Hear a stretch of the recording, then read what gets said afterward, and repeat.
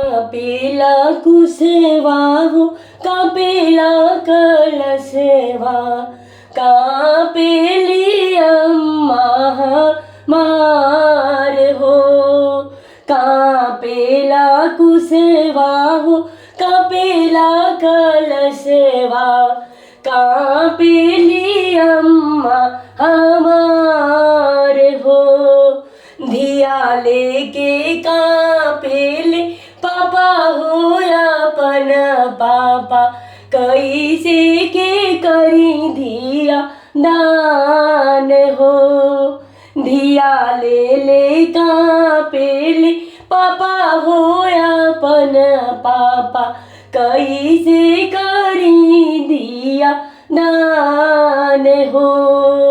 अंगना में रोवेली बेटी हो, दुलरई तीन बेटी, पापा जी से अर्जी लगाई हो.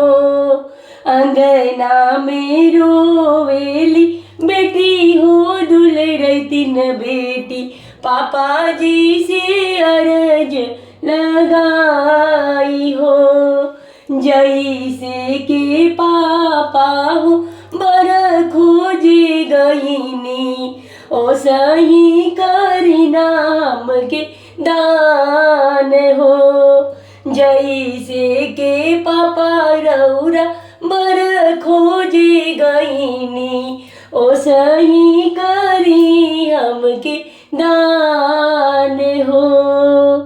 कापेला सुपवा हो, कापे हाथे शंखा, कापेली भाभी रानी हमार हो. कापेला सुपवा हो, कापे हाथे शंखा, कापेली भाभी हमार हो. बहिनी लेके कापेले भैया हो अपन भैया, कैसे मेलौआ मेराई हो. जैसे के भैया हो तिलक चढ़वल, ओइसे के लौआ मेराई ना. मड़वा बीचे रोवेली बहनी हो, दुलरई तीन बहिनी, भैया जी से अर्ज हमार हो. जैसे के भैया हो शंखा पनिया ढरला, ओ सही के लौआ मेराई ना. कापेला बसवा हो, कापेला दियरवा, कापेला कुल परिवार हो.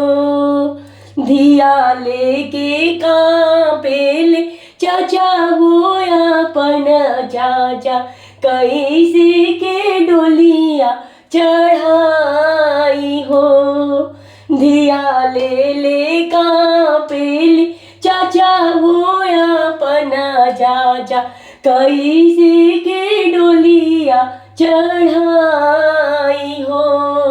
चाची धई रोवेली बेटी हो, दुलरई तीन बेटी, चाचा जी से विनती हमार हो.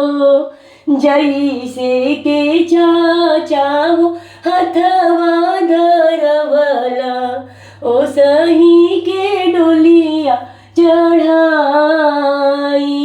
जैसे के चाचा हो बर खोजे गईनी, ओ सही करी नाम के दान हो. ओ सही करी नाम के दान हो. ओ सही के डोलिया चढ़ाई हो. ओ